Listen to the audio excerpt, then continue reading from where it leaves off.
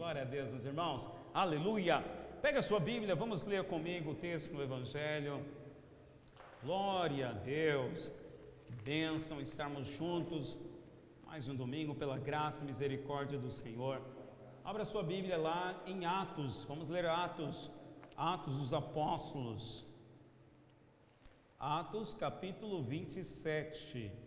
Glória a Deus, glória a Deus, glória a Deus. Como é que está a sua fé? Está com a fé animada? Amém? Aleluia, aleluia. Quero compartilhar uma mensagem bem breve com você, para depois em seguida nós compartilharmos da ceia do Senhor. Glória a Deus, glória a Deus. Atos 27, verso 18. Atos 27, verso 18. Aliás, vamos ler a partir do verso 9, perdão. Atos 27, verso 9. Amém? Estão comigo? Glória a Deus. Muito bem. Show de bola. Vamos lá. Assim diz a palavra do Senhor. Depois de muito tempo, tendo se tornado a navegação perigosa, e já passado o tempo do dia do jejum, admoestava-os Paulo, quer dizer, Paulo estava alertando os navegantes ali, dizendo: Senhores, eu vejo que a viagem vai ser trabalhosa, com dano e muito prejuízo, não só da carga e do navio, mas também da nossa vida. Mas o centurião dava mais crédito ao piloto e ao mestre do navio do que ao que Paulo dizia. Diga misericórdia. Presta atenção, olha aqui para mim. Às vezes, nós damos mais ouvidos ao que a economia, os políticos dizem, ao que os jornalistas dizem, ao que os médicos dizem, ao que as pessoas dizem, e não damos tanto crédito à palavra de Deus. Se você está numa situação assim, ou se você já se encontrou numa situação assim hoje, eu quero chamar a sua atenção para você, no espírito de fé, se levantar contra as circunstâncias da vida. Amém? Continuando o texto, olha só, verso 12. Não sendo o porto próprio para invernar, a maioria deles era de opinião que partissem dali para ver se podiam chegar a Fenícia. E aí passaram o inverno, visto ser um ponto de Creta, o qual olhava assim para o nordeste e para o sudeste. Soprando brandamente o vento sul e pensando eles ter alcançado o que desejavam, levantaram âncora e foram costeando mais de perto a ilha de Creta. Entretanto, não muito depois, desencadeou do lado da ilha um tufão de vento chamado Euraquilão. E sendo o navio arrastado com violência, sem poder resistir ao vento, cessamos a manobra e nos fomos deixando levar, passando sob a proteção de uma ilhota chamada Cauda. A custo conseguimos recolher o bote, e levantando este, usaram de todos os meios para cingir o navio, e temendo que dessem a Sirte, arriaram os aparelhos e foram ao léu. Açoitados severamente pela tormenta, no dia seguinte já aliviavam o navio. E ao terceiro dia nós mesmos, com as próprias mãos, lançamos ao mar a armação do navio. E não aparecendo havia já alguns dias, nem sol, nem estrelas, caindo sobre nós, grande tempestade, dissipou-se afinal toda a esperança de salvamento. Havendo todos estado muito tempo sem comer, Paulo, pondo-se em pé no meio deles, disse assim: Senhores, na verdade era preciso terem me ouvido, me atendido a não partir de Creta, para evitar esse dano e perda. Mas, já que agora que nós estamos aqui, eu quero dar o seguinte conselho: aconselho um bom ânimo, porque nenhuma vida se perderá de entre vós, mas somente o navio.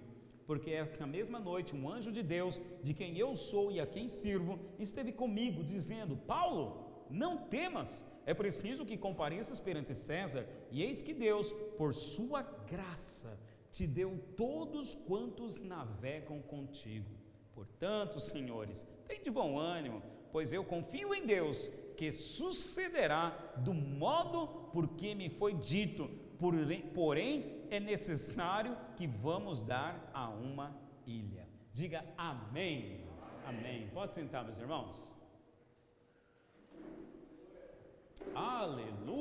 glória a Deus, glória a Deus, glória a Deus, glória a Deus. Bom, domingo passado, para quem não ouviu a mensagem, está lá no nosso canal do YouTube, eu compartilhei, inspirado na vida de José, sobre como agir em situações difíceis. E ali da história de José, do resumo, nós aprendemos ali 5 princípios sobre como agir em situações difíceis. Só vou relembrar aqui lendo para você, mas a mensagem completa está lá no áudio, está lá gravada. José, ele foi traído por quem o invejava, mas não deixou de sonhar e acreditar. José foi assediado por propostas erradas, mas não deixou de ser fiel a Deus. José recebeu o mal pelo bem, mas não deixou de buscar o bem dos outros. José, esquecido de quem ele ajudou, mas convicto de que Deus não se esqueceu dele. E José, quando exaltado, não se vingou, mas pelo contrário, pagou o mal com o bem. Muito bem, em situações difíceis nós aprendemos princípios bíblicos a partir da história de José e vimos que é Deus que nos sustenta em momentos difíceis e que muitas são as decisões que vêm, muitas são os sentimentos que vêm dentro de nós e na maioria das vezes para nós tomarmos decisões, fazermos escolha. Agora, eu quero dizer para você que para cada escolha há uma renúncia. Diga assim comigo, para cada escolha há uma renúncia. Diga isso para a pessoa que está do seu lado, para cada escolha há uma renúncia. Para cada escolha que nós fazemos na vida, há uma renúncia. Há uma renúncia. José teve que fazer escolhas quando foi rejeitado. E diante das escolhas que ele fez, de confiar em Deus, ele teve que renunciar o quê? O seu sentimento machucado, angustiado. Hoje eu quero ler, já lemos, né? Hoje eu quero compartilhar com você sobre, diante da crise, cuidado com o veneno da língua alheia. Gostou do tema? Diante da crise, cuidado com o veneno da língua alheia. Bom, nós lemos aqui o texto da história de Paulo. Paulo, ele foi preso e agora está sendo levado juntamente com os outros, num navio, para uma viagem. Só que aí Paulo, ele dá uma palavra. Ele fala: senhores, tive uma visão. Não é bom que nós iniciemos a navegação, porque vai vir uma grande tempestade, nós vamos passar por problema. E o problema não vai ser somente dano materiais, pode vir danos também sobre a nossa vida. Então preste atenção, aqui eu começo dizendo que para cada escolha há uma renúncia. Quando você escolheu a Cristo, você teve que renunciar o quê? O seu ego, o seu eu, a sua carne. E na vida é assim, toda vez que você tiver que fazer uma escolha, você está renunciando alguma outra coisa. Você está renunciando a outra coisa. Então veja bem, vou te colocar uma ilustração aqui comigo. Aconteceu essa semana, iniciei com o meu irmão Edson as pedaladas. Estamos aí na turma, os pedaleiros de Jesus. Nós estamos pedalando à noite. E na primeira noite, que maravilha, né? Fluiu. Segundo dia, Edson, eu fui sozinho lá, a perna pesou. E diante dessa situação, as tentações e os sentimentos poxa, será que eu vou continuar? Será que eu vou conseguir? A vontade de desistir já parar no segundo dia. A vontade de desistir já é grande. Mas veja, eu tenho que fazer uma escolha. Se eu escolher continuar pedalando, eu vou ter que vencer essas dores no corpo que eu estou sentindo. Então, para cada escolha é uma renúncia. Agora, se eu escolher não pedalar, eu não vou ter mais dores, mas vou ter outras consequências. Talvez eu vou não ter qualidade de vida, que é o que eu estou querendo pedalando. Talvez não vou ter saúde, que é o que eu estou querendo. Então, se eu escolher não pedalar, eu estou renunciando saúde e qualidade de vida. Mas se eu escolho pedalar, eu estou renunciando não sentir dor, porque ao pedalar eu vou sentir dor. Entende o que eu estou querendo dizer? Para cada escolha que você faz na sua vida, você vai ter uma renúncia. E quando fazemos, às vezes, tem escolhas que nós fazemos que vão nos levar a tempestades. Porque a vida do cristão não é uma vida de um mar tranquilo. Às vezes, na vida do cristão, vai ter tempestade. Jesus mesmo disse: neste mundo nós teremos aflições. Ao escolhermos a Cristo, nós estamos renunciando muitas coisas. Entretenimento, prazer da carne, as paixões da carne.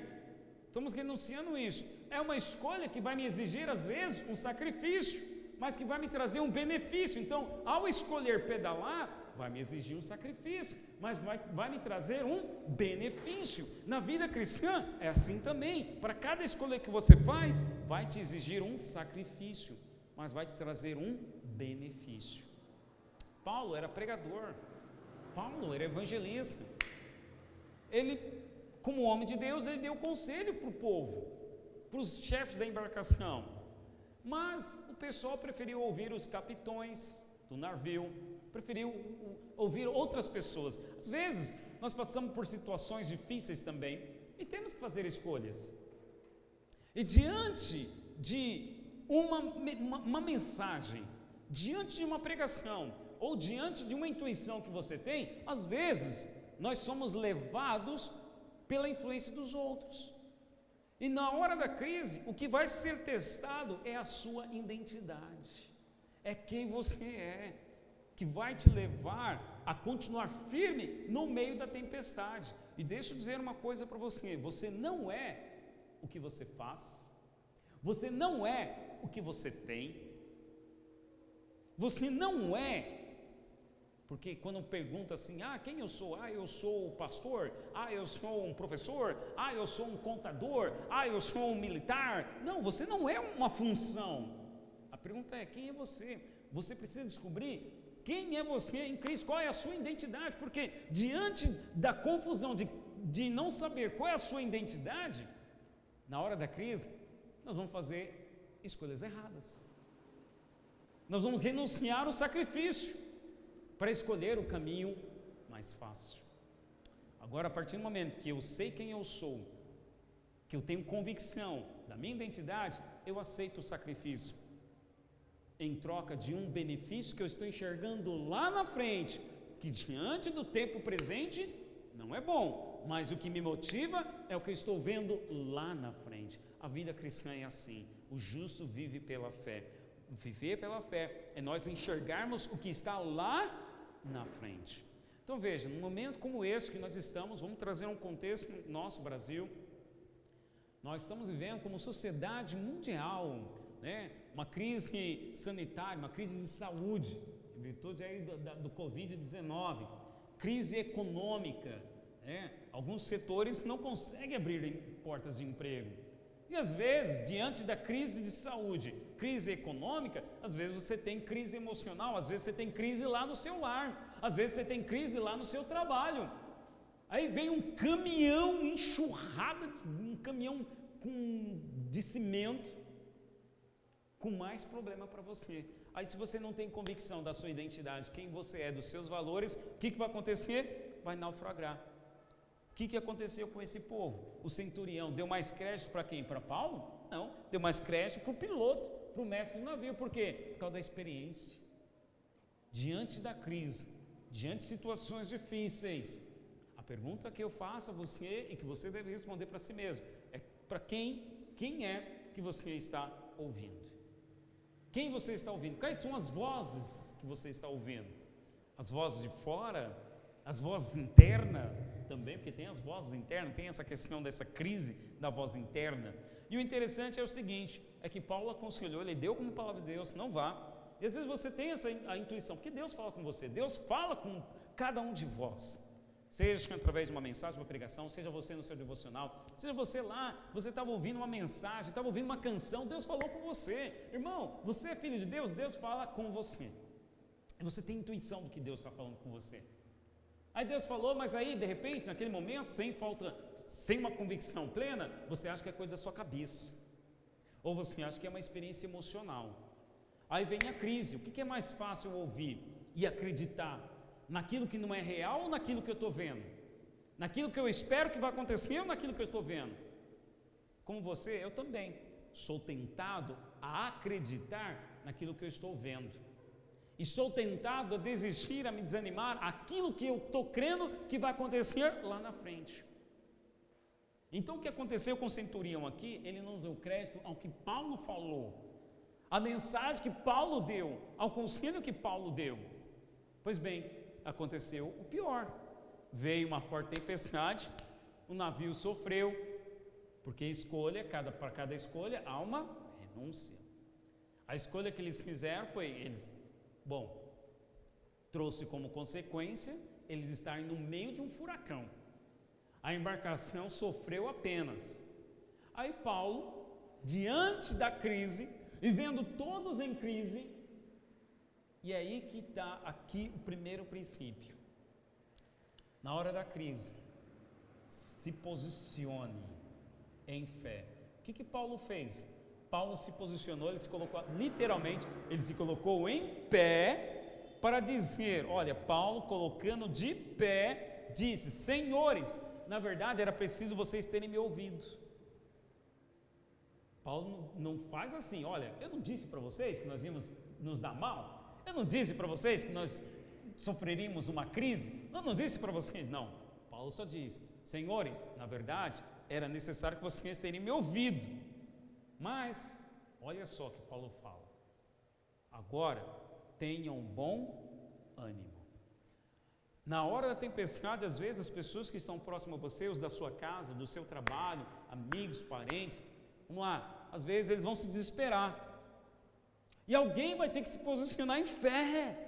Alguém vai ter que ser lúcido nessa hora, e a lucidez aqui é espiritual, a lucidez aqui é enxergar o que vai além do que eu estou vendo no natural. Perdi o emprego, desespero, né? E agora e as contas? Pegou Covid, ai meu Deus, e agora está internado. Alguém vai ter que ter uma lucidez espiritual. Alguém, e Deus vai dar essa palavra para você. Fiz uma escolha errada e agora estou sofrendo. Se coloque em pé. E às vezes você vai ter que dizer para sua família, às vezes você vai ter que dizer para um irmão, e às vezes você vai ter que dizer para você mesmo. Minha alma, tenha bom ânimo. Por que Paulo diz isso? Isso está lá no verso 22. Tenha bom ânimo, porque um anjo apareceu para ele, e olha o que Paulo diz, eis que Deus por sua graça, deu todos vocês a mim. Por isso, senhores, tenham bom ânimo, porque eu confio em Deus. O ânimo vem da onde? O ânimo vem da circunstância que está resolvida? O ânimo vem de enxergar a situação resolvida? Não, o ânimo vem de confiar que Deus está no controle. Deus deu a palavra, você tomou uma decisão. E pode perceber na sua vida, toda vez que você tomar uma decisão, uma direção, vamos dizer assim, dar um passo em direção àquele propósito que você designou para você, vai vir uma tempestade contrária para tentar fazer você desistir. E aí nessa hora você vai ter que se colocar em pé e lembrar a palavra que te motivou a fazer aquela escolha inicial. O que motivou Paulo? Ele tinha uma palavra. Deus falou comigo, o anjo do Senhor falou comigo. Não somos como os católicos que oramos a anjos, não rezamos a anjos, mas pedimos proteção dos anjos. Salmos 34 diz que o Senhor é quem dá ordem aos seus anjos para guardar aqueles que o temem e os livram. O Senhor mesmo dá ordem aos seus anjos para nos guardar. Então com isso, irmão, olha só, Deus em sua graça, ainda que você faça escolhas erradas, porque chegou naquele momento, Deus te deu uma palavra, veio uma intuição, mas você fez a escolha errada, e aí você está vendo, poxa, estou indo descendo ladeira abaixo, mas Deus em sua graça, Ele faz você se lembrar da palavra que Ele te deu lá atrás, e o que você tem que fazer? É confiar na palavra que Deus te deu, mesmo que você tenha feito a escolha errada, e está sofrendo os efeitos colaterais. Você aconselhou alguém, você falou para alguém, você falou para o seu cônjuge, falou para o seu filho, e ele sofreu a consequência. É a hora de você falar para o outro, tenha bom ânimo, porque Deus é conosco, Deus deu a palavra, eu confio em Deus. Eu confio em Deus. Então, na hora da crise, irmãos, no meio da tempestade, nós vamos ser tentados, sabe, a tomar decisões, a fazer escolhas baseadas naquilo que nós vemos, e quando vier a crise, estivermos no olho do furacão, no meio da tempestade, o desânimo vai vir. Por que Paulo fala tem de bom ânimo? Porque o desânimo vem, e bom ânimo não é, sabe, tá empolgado, estou com energia, estou motivado e tal, estou com sangue nos olhos. Veja, eu não tenho mais, Edson, a empolgação que eu tive no primeiro dia para pedalar, mas o que me motiva? Eu tenho uma palavra, eu estou buscando qualidade de vida, Isso é uma palavra que eu tenho para mim. Agora, coloque isso para o propósito que Deus tem para a sua vida. E o que é tremendo aqui, que a história não termina aqui. A história não para aqui. Nesse primeiro momento, Paulo aconselhou, Deus falou, mas não seguiram o conselho. O pior aconteceu. Mas mesmo no pior acontecendo, não veja isso como sendo maldição ou castigo de Deus. Ainda enxergue a graça de Deus. Enxergue a graça de Deus, fazendo com que essa circunstância coopere para o seu bem. Paulo ali, a palavra que Deus deu a Paulo foi: olha, Paulo, todos esses que estão aí nessa navegação, eu vou dar a você. Em que sentido? Paulo iria evangelizá-lo e todos eles iriam se converter a Cristo. Mas todos os outros estavam apoiados na fé de quem? Na fé de Paulo. Às vezes os da sua casa não têm mais fé. Às vezes os seus amigos não têm mais fé. Às vezes os seus irmãos aqui da igreja também não têm mais fé. Mas você tem que ter fé. Alguém tem que ter fé. Se um tiver fé, esse um vai sustentar todo o grupo. Veja que todos da embarcação estavam com medo. E sabe quantos eram? Está lá no verso 37, estávamos no navio 276 pessoas. 275 pessoas se apoiaram na fé de Paulo. Eram 276, 275 desanimados. Já não entendo mais esperança, porque diz lá, olha o verso 20. E não aparecendo havia já alguns dias nem sol nem estrelas, caindo sobre nós grande tempestade, dissipou-se afinal toda a esperança de salvamento. O povo já estava sem esperança, não tinha mais esperança. Às vezes tem pessoas que chegam nesse nível, não tenho mais esperança da salvação da minha família, não tenho mais esperança de encontrar um emprego, não tenho mais esperança de ser curado, não tenho esperança do casamento, não tenho esperança de ser livre disso, não tenho esperança. Irmão, alguém vai se levantar em fé, Deus vai colocar alguém em fé do seu lado. E a palavra para você é: tenha bom ânimo, porque a palavra que foi liberada sobre a sua vida, Deus vai cumprir. Poxa, pastor, mas não está acontecendo nada. Pois é, Paulo está no meio do furacão. Isso, Deus não vai te isentar. O texto aqui continua, aqui adiante, vai acontecer que eles vão se virar no meio da tempestade, todos vão se salvar. Agora eu quero que você vá comigo aí na Bíblia, vamos lá, falei que a mensagem ia ser bem curta e bem objetiva. Capítulo 28, vá comigo aí no capítulo 28, no verso 1. Depois que tudo aconteceu, naufrágio, eles pegaram um bote, alguns pegaram um pedaço de madeira para se salvar, chegaram a uma ilha chamada Malta. Depois que aconteceu mesmo, o navio se estragou, como Paulo tinha dito, quebrou, a tempestade destruiu. Atos 28, verso 1. Uma vez em terra, verificamos que a ilha se chamava Malta. Os bárbaros tratavam-nos com singular humanidade, porque acendendo uma fogueira, acolheram-nos a todos por causa da chuva que caía e por causa do frio. Tendo Paulo ajuntado e atirado à fogueira um feixe de gravetos, uma víbora, uma cobra, uma serpente, fugindo do calor, prendeu-se-lhe a mão. Quando os bárbaros viram a víbora pendente da mão dele, disseram uns aos outros: certamente este homem é assassino, porque olha só, ele foi salvo do mar, mas a justiça não deixa eu viver. Porém, ele, Paulo, sacudindo o réptil no fogo, não sofreu mal nenhum.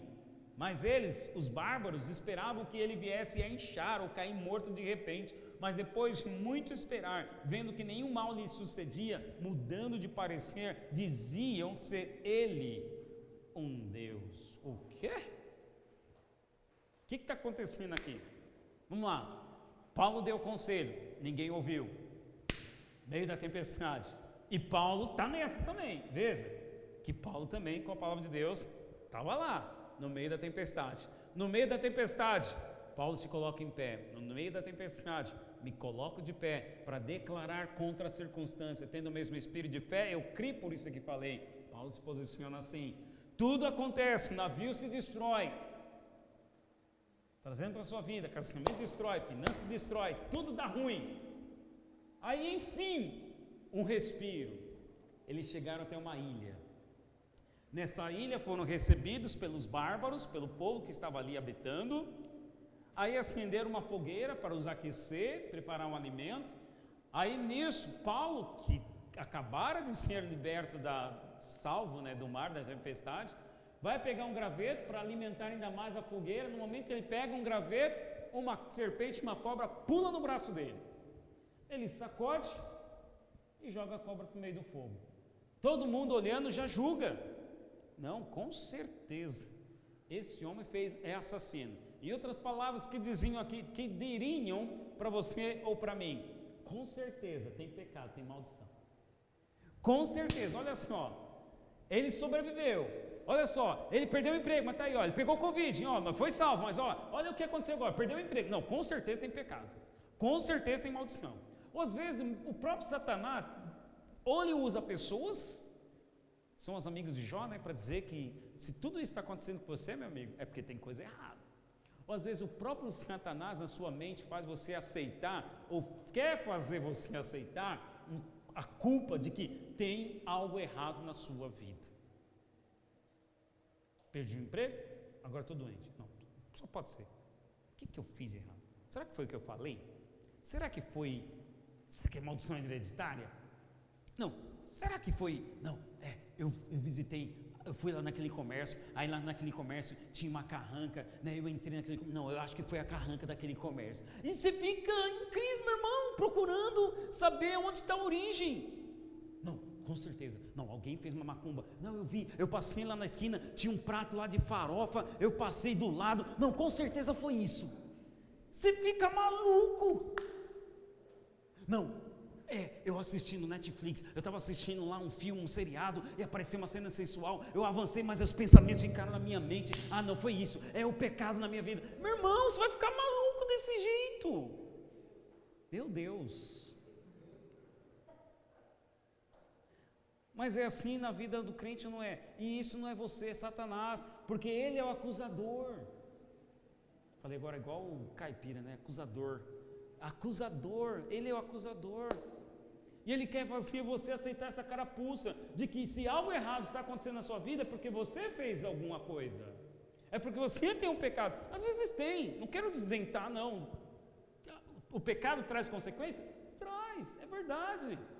Não estou dizendo que não traz consequência. Mas o que eu estou dizendo aqui é o seguinte, essa vida maluca, é uma vida de angústia. De que toda vez que acontece algo ruim, você associar que é algum pecado ou maldição. Isso é angústia. Isso não é a liberdade que Cristo te chamou. Essa não é a vida abundante para a qual Cristo te conquistou. Acusaram Paulo, não, com certeza, tem algo ruim na vida dele. A serpente picou. Aí ele sacudiu. O que aconteceu? O povo só ficou esperando. Não, daqui a pouco ele vai inchar. Aguarde. Não aconteceu nada na vida de Paulo. Por quê? Porque Paulo tinha uma palavra, ele confiava em Deus. Agora aqui, eu quero, já ir para o final da mensagem. Eu e você, às vezes, nós vamos ser picados. Deus não vai nos isentar de sermos picados pela serpente. A serpente na Bíblia, você sabe o que é a serpente, é o diabo, Satanás. Deus não vai evitar de nós sermos picados pela serpente, mas Deus vai nos livrar do veneno da serpente. Aqui você pode interpretar dessa forma, a serpente Satanás, ele vai te picar às vezes, vai te picar, vai colocar pensamentos, às vezes te colocar situações, às vezes vai te colocar tentações, ele vai querer te picar, ele vai te picar.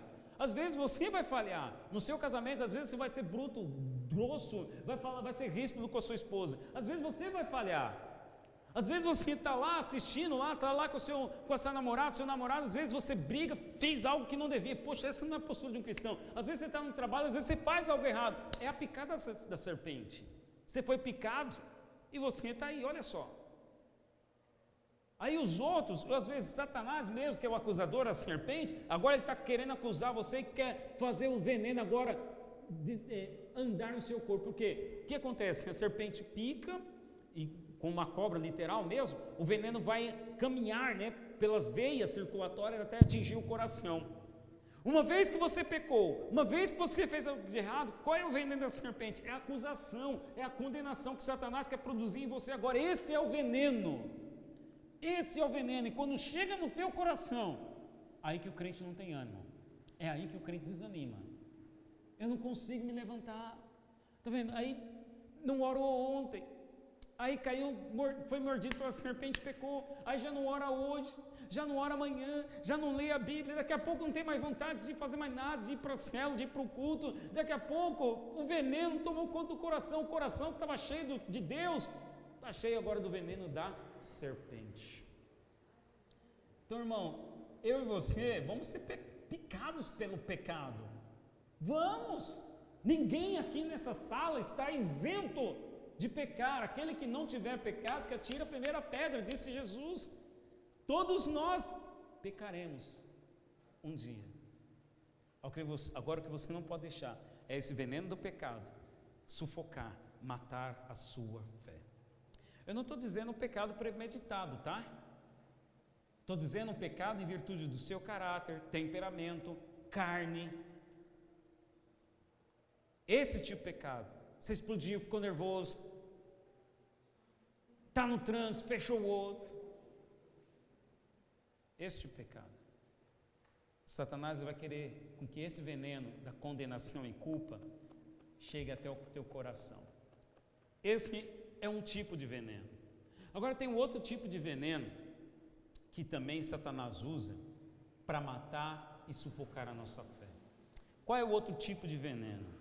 É que aqui, Paulo, no primeiro momento ele aconselhou o centurião não quis dar crédito, aí beleza, Paulo falou para todos, tenham bom ânimo, Deus me deu uma palavra, nós vamos ser salvos, nós vamos sofrer dano, mas vamos ser salvos, joia, foram salvos, chegaram no lugar, agora Paulo é picado, Paulo poderia pensar, poxa, está tudo de ruim acontecendo comigo. Aí depois junta-se um povo para dizer, olha, está vendo? É verdade, olha só, os pensamentos podem ter vindo na mente de Paulo, de achar, tem alguma coisa errada.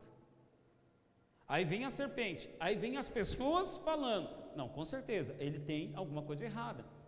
O outro tipo de veneno é quando tem pessoas falando, pessoas te acusando, porque um outro tipo de veneno que existe são palavras. Abra comigo aí, Salmo 140. O Salmo 140, verso 1. E esse veneno está aqui, porque as pessoas tentaram colocar esse tipo de veneno na vida de Paulo. Salmo 140, verso 1. Olha só o que diz o Salmo 140. Livra-me, Senhor, do homem perverso, guarda-me do homem violento, cujo coração maquina iniquidades e vive forjando contendas, aguçam a língua como a serpente, sob os lábios tem veneno. Então qual foi o outro tipo de veneno? Então vamos lá. Primeiro veneno é a picada da serpente, que é através do pecado, e o veneno da condenação e culpa para tentar sufocar e matar a nossa fé. O outro tipo de veneno é o que as pessoas dizem. Lembra que eu falei? Na hora da crise, o que vai te sustentar é a convicção da sua identidade. Você não é o que você tem, você não é o que você faz. Perdi o emprego, agora perdi o sentido da vida, não sei o que fazer, mas você não é a sua profissão. Quem você é? Quais são os seus valores? Paulo ficou tranquilo, mesmo diante da acusação das pessoas. Olha a língua venenosa, querendo fazer com que Paulo aceitasse que aquilo que estava acontecendo na vida dele era por castigo, era porque ele tinha algo errado. As pessoas vão falar, as pessoas vão tentar envenenar você também, na sua mente, na sua cabeça. E olha, é o que mais acontece hoje em nossa sociedade. Venenos como desobediência, não saber esperar, veneno de decepção, veneno de amargura, veneno de ciúme, veneno de falar mal do outro, veneno dos haters na internet, nas redes sociais. É o que mais vai ter. O veneno dos colegas do trabalho. O que mais vai ter são palavras para tentar fazer você pensar. Poxa, será que não é isso mesmo que o fulano estava falando? Será que o que está acontecendo na minha vida hoje, será que realmente não é o que o fulano falou lá atrás? E esse veneno, o que é? São pensamentos, é quando você se lembra de alguma coisa que alguém te falou lá atrás. E agora esse veneno está tentando ocupar a sua mente. E aí, como veneno, vai produzir angústia, aflição e matar a fé no seu coração. Porque todo veneno, o alvo é, enquanto o veneno não chegar no coração, você ser picado por uma serpente, seu técnico de segurança, do treinamento. E eu falo para o pessoal, se for picado, olha, for picado no braço, deixa o braço para o braço, não deixa o veneno escorrer, espalhar pelo corpo. A chance de salvar é grande, mas se o veneno correr e chegar até o coração, a chance de salvamento já é baixa. Então esse veneno do que os outros falam, do que os outros dizem, do que os outros vão falar, porque você não é o que... Às vezes nós deixamos de fazer alguma coisa também pensando no que os outros vão pensar de mim, no que os outros vão dizer a meu respeito.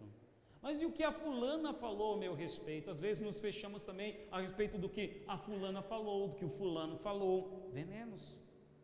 E esse veneno, esse tipo de veneno o quê? Matou ou está matando o seu coração.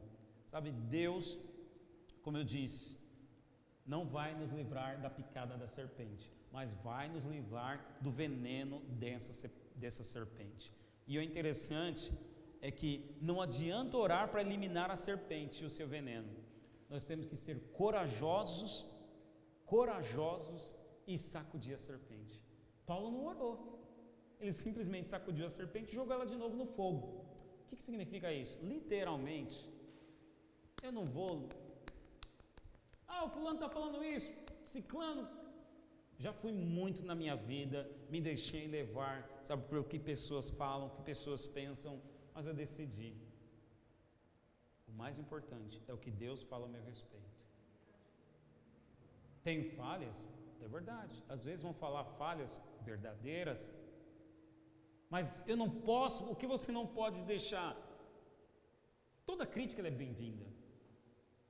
Hoje está na moda os haters, que não é crítica apenas, quer te destruir, diminuir mesmo. Todo mundo sabe o que estou falando? Haters. Querem te diminuir mesmo. E às vezes você tem que fazer uma avaliação. O salmista escreveu: sonda-me, ó Deus, sonda o meu coração. Mas nessa avaliação, não aceite o veneno da culpa. Olhe para o que falaram e busque em Deus o que? A transformação. Paulo sacudiu a serpente e jogou no fogo. Ou seja, quando vier um veneno, eu vou para o fogo da presença de Deus. Porque a serpente não suporta o fogo de Deus. Literalmente, estão falando mal de mim, eu vou orar para aquela pessoa. Vou abençoar aquela pessoa. Paulo escreve em outro momento, Romanos 12, 17. Vamos lá, abre comigo lá, Romanos 12, 17. Romanos 12, 17. E é isso que vai te sustentar. A graça de Deus é que vai te sustentar no momento que você for picado, no momento que estão falando mal de você, no momento que o veneno está tentando correr nas veias do seu corpo, tentando atingir o seu coração. Olha só, pela graça de Deus, Romanos 12, 17 diz assim: não torneis a ninguém mal por mal, esforçai-vos por fazer o bem perante todos os homens. Olha o que diz: esforçai-vos por fazer o bem perante todos os homens, se possível, quanto depender de você, tende paz com todos os homens. Aqui, algumas pessoas leem esse texto dizendo assim: se possível, está vendo? Se possível, eu não consigo, então eu não vou ter paz. Não, é se possível da sua parte. Agora, se um outro não quer se reconciliar, se o outro ainda continua envenenando, mas da sua parte você tentou. É isso que é o se possível. Se possível, quanto depender de vós, tende paz com todos os homens. Não vos vingueis a vós mesmos, amados, mas dais lugar à ira, porque está escrito: a mim me pertence a vingança, eu é que retribuirei, diz o Senhor. Pelo contrário, se o teu inimigo tiver fome, dá-lhe comer, se tiver sede, dá-lhe de beber, porque fazendo isto, amontoará brasas vivas sobre a sua cabeça. Não te deixes vencer do mal, mas vence o mal com o bem.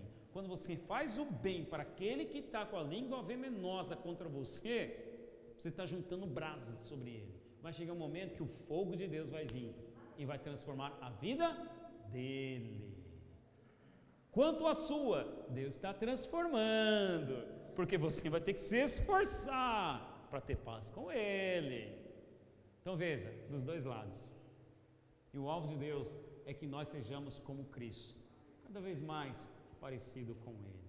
Então, meu irmão, quero convidar vocês, coloquem em pé por gentileza. Vamos colocar em pé. Toda vez que nós formos picados, e Paulo quando foi picado na sua mão, teve marcas, que a picada deixa marcas. Tem algumas picadas na sua vida que vão te deixar marcas, mas lembre-se que também nas mãos de Jesus possuem marcas de dores.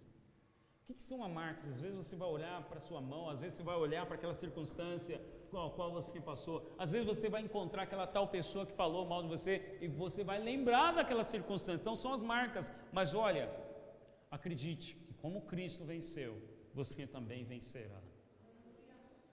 Ou seja, precisamos do fogo do Espírito para vencer as marcas, porque elas estão produzindo dores. Então quero convidar você agora, feche seus olhos, curva sua cabeça, identifique agora as coisas que estão em sua vida e que tentam te contaminar, tentam te ferir, e leve-as agora para o fogo de Deus. Destrua o que está consumindo, o que está tentando consumir, o que está tentando destruir na sua vida. Eu não sei qual é o veneno, se é o veneno da acusação do diabo por um pecado que você praticou. Peça perdão a Deus, aceite o perdão de Deus, creia no perdão de Deus. Se é o veneno de alguém que está falando de você, se é o veneno de alguma crítica, se é o veneno de não aceitação no meio da roda dos amigos, lá na escola, se é o veneno do que andam falando a teu respeito, eu não sei, identifique isso agora, apresente diante de Deus agora. Eu convido você agora no seu lugar, colocar diante de Deus essa situação agora. Deus está aqui. Ele está como um rio, Ele está nos curando, Ele está nos purificando, Ele está nos salvando, nos libertando. Pai, à luz do Teu Espírito, Senhor, queremos lhe pedir, ó Deus, graça, Senhor, para nos esforçarmos a fazer o bem. Ó Deus, aqueles que nos fazem o mal, aqueles que nos envenenam e querem ver a nossa destruição. Ó Deus, perdoa-os porque eles não sabem o que fazem. Pai, pedimos graça porque nós, Senhor, em nossa carne, ó Deus, muitas vezes não suportamos estar no olho do furacão. Pai, não temos forças para estar no meio, Senhor, da tempestade. Oh Senhor, mas pedimos graça, oh Deus, para continuarmos firmes e fortes nessa palavra que o Senhor nos deu. Houve uma palavra que o Senhor liberou sobre a vida dos meus irmãos, e esta palavra que vai sustentar você no meio da tempestade. Também quando o veneno da serpente, seja da acusação, seja através do que as pessoas falam, seja do veneno da palavra, das palavras que estão na língua da boca das pessoas, tentarem te contaminar, tentar te diminuir, seja através do cônjuge, seja através de um filho, seja através dos colegas da escola, seja de qualquer pessoa mais próxima, seja de quem for, esse veneno não vai atingir o teu coração.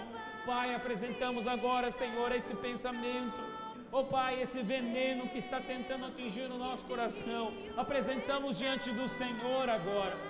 Sim, Deus, pois o Senhor tem o poder, Senhor, para nos dar força, para suportarmos as marcas, dores, a dor dessa ferida. Ó Deus, porque a picada deixou marcas. Senhor, a picada do pecado deixou marca na vida do meu irmão, a picada da decepção, a picada, Senhor Deus, do que falaram deixou marcas na vida do meu irmão, da minha irmã. Talvez, Senhor, o que foi falado, talvez o que foi dito, Senhor, o marcou. Oh Pai, esse veneno, Senhor, da acusação, da angústia, está tentando minar, sufocar o coração.